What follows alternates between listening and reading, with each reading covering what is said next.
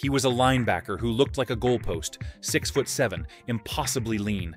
And yet, he bent entire offenses out of shape. They called him the Mad Stork. But nothing about Ted Hendricks' game was awkward. It was poetry with elbows, long strides, swallowing turf, arms eclipsing throwing lanes, a brain 2 beats ahead of the ball. How does a player born far from football's heartland grow into a myth that stalked 3 different dynasties and collected rings like souvenirs? How does a silhouette become a warning sign? This is not just a story about sacks, picks, and blocked kicks. It's about disruption as an art form, and about a genius who turned angles, leverage, and patience into fear. If you're new here, like the video, drop a comment, and subscribe to End Zone Stories. Because once you meet Hendricks, you'll never watch linebacking the same way again. Ted Hendricks' story didn't start under Friday Night Lights. It began in Guatemala City, of all places. Born in 1947, his early years were more about curiosity than collisions. When his family moved to Florida, Hendricks was still a gangly kid who looked more like a basketball project than a future NFL Hall of Famer. But at Hialeah High, coaches saw something strange. His frame, his range, and a mind that calculated plays like a chess engine. At the University of Miami, he became an unstoppable force. Opposing quarterbacks couldn't escape those vine-like arms reaching over the line. Hendricks wasn't just big, he was spatially brilliant. He anticipated where the ball would be, not where it was.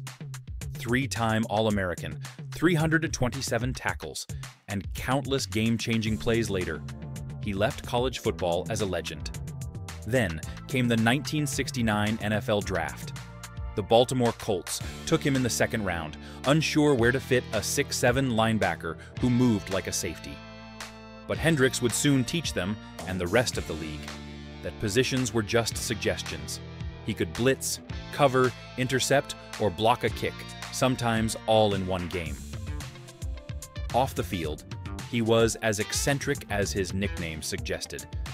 The Mad Stork rode motorcycles to training camp, wore his intelligence like armor, and played like he was testing the limits of physics. By the early 70s, he had already redefined what a linebacker could be, a hybrid of size, smarts, and instinct that few could even understand, let alone imitate. Ted Hendricks wasn't supposed to fit into football's mold, so he didn't. He broke it, and that's where his legend began. When Ted Hendricks entered the NFL with the Baltimore Colts in 1969, coaches weren't sure what to do with a linebacker who looked like a power forward. But Hendricks made the decision easy. He dominated from day one. His first season set the tone. 37 tackles, 2 interceptions, and a handful of deflected passes that left quarterbacks baffled. His reach was his superpower, but his brain was his weapon. In 1971, it all came together. The Colts' defense tightened like a steel trap, and Hendricks became its silent enforcer. That season, Baltimore won Super Bowl V, defeating the Dallas Cowboys in a scrappy, hard-hitting classic.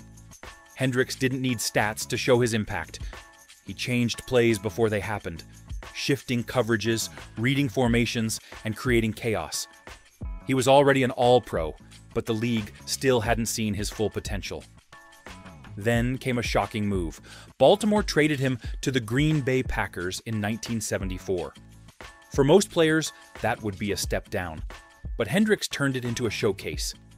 In just one season in Green Bay, he recorded 5 interceptions, 7 blocked kicks, and countless game-altering moments.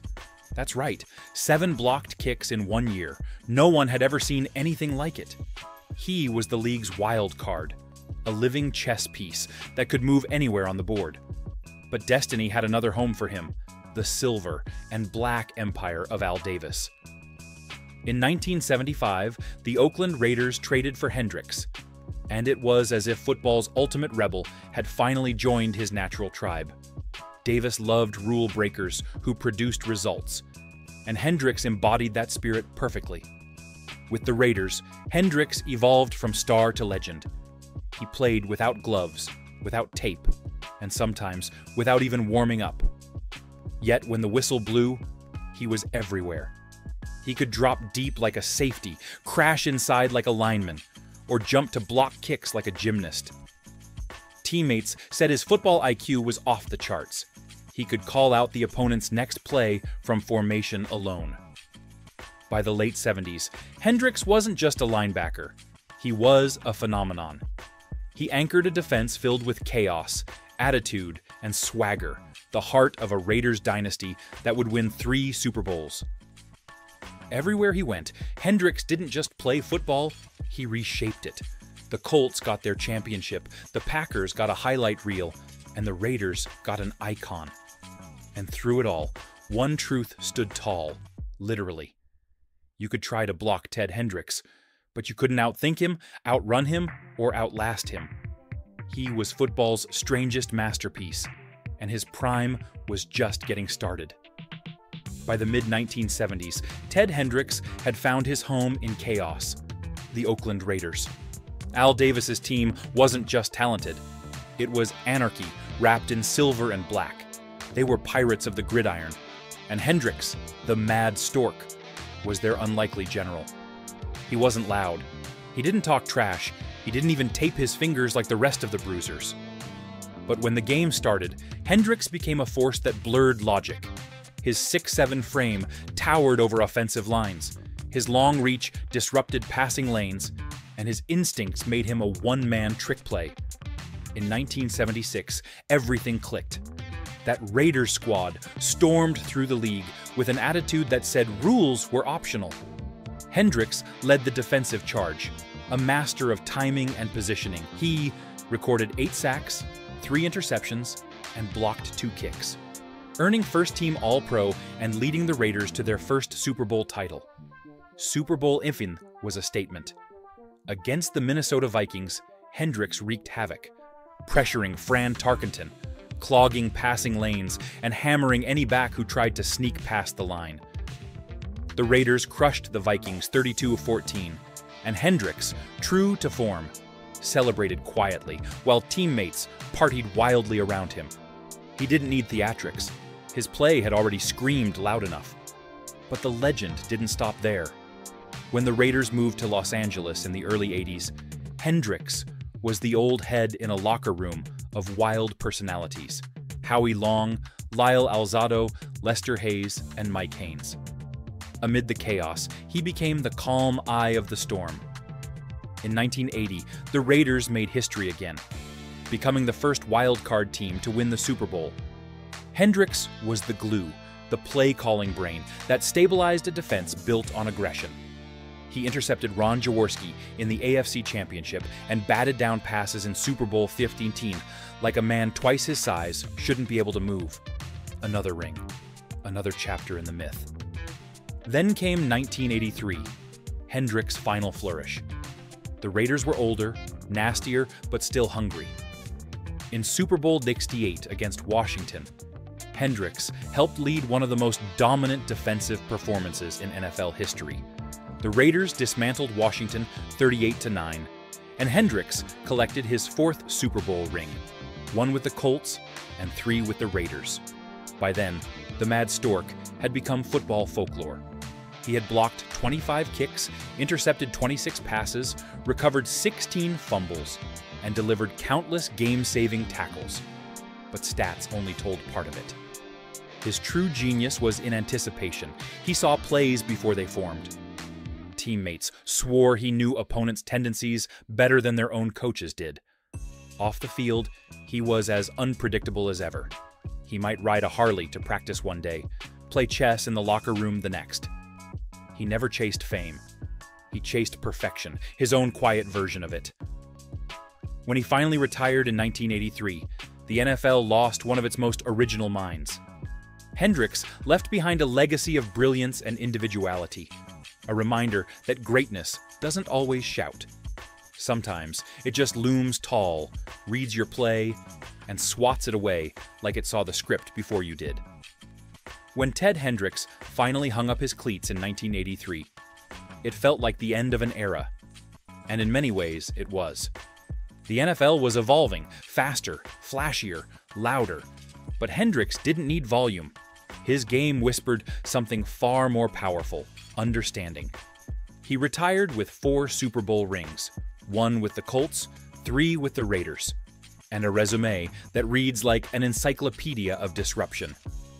8 Pro Bowls, 4 first-team All-Pro selections, 25 blocked kicks, 26 interceptions, 16 fumble recoveries, and, perhaps most impressive, 215 consecutive games played. No breaks, no excuses, just relentless excellence. That streak alone says everything about the man. Hendricks wasn't built on hype. He was built on endurance and intellect. He studied film like a scientist, absorbing every pattern. Quarterbacks hated throwing near him, not just because of his reach, but because he knew where the ball was going before they did. His anticipation wasn't luck. It was the product of a mind always processing, analyzing, predicting. In 1990, Ted Hendricks was inducted into the Pro Football Hall of Fame on his first ballot, a rare honor reserved for the game's absolute elites. The ceremony was classic Hendricks, humble, understated, no theatrics. He thanked his coaches, teammates, and, of course, Al Davis, the man who gave his eccentric genius the perfect home. But Hendricks' legacy didn't stop at the Hall. His style of play became a blueprint for the modern hybrid linebacker. Before there was Lawrence Taylor's chaos, Brian Urlacher's coverage, or Micah Parsons' versatility, there was Ted Hendricks, redefining what linebacker even meant. He could rush the passer like a defensive end, drop into coverage like a safety, and block kicks like a special teams ace. Today, the NFL is filled with athletes molded in his image. Long, intelligent, adaptable. But none quite capture that eerie combination of calm and destruction. Beyond the stats and Super Bowls, Hendricks' story is one of defiance. He defied expectations, traditions, and even physics. He wasn't supposed to move that fast. He wasn't supposed to last that long. And yet, he became the quiet constant in an era of loud personalities and shifting power. Ask his teammates, and they'll tell you Ted Hendricks wasn't just part of the Raiders' identity. He was the identity. The commitment to excellence wasn't just a slogan. It was the way he approached every down, every detail, every play. Even decades later, when you watch highlights of those Raiders teams, the hits, the swagger, the chaos, you can always spot Hendricks in the frame, long limbs cutting through space, helmet tilting slightly as if he's calculating the next move. He was chaos with purpose. Today, his name doesn't get shouted as loudly as some modern stars, but among players, coaches, and historians, Hendricks remains sacred. He's the kind of legend that younger generations discover and whisper about. Wait, this guy did what? He's also proof that football isn't just a sport of power, it's a sport of perception. Hendricks turned vision, intellect, and timing into dominance. And perhaps that's the real story of Ted Hendricks, a man who turned awkward into unstoppable, who proved that being different could make you dangerous, and who built a career on thinking faster than anyone else on the field. When you see a linebacker today who can line up anywhere, read the field like a quarterback, and make plays no one else can, that's Ted Hendricks' shadow. Still there, still towering, still the Mad Stork, watching from the sideline of history. Before the NFL became a game of athletic marvels and hybrid defenders, one man already played like the future, Ted Hendricks, the quiet chaos that ruled the field.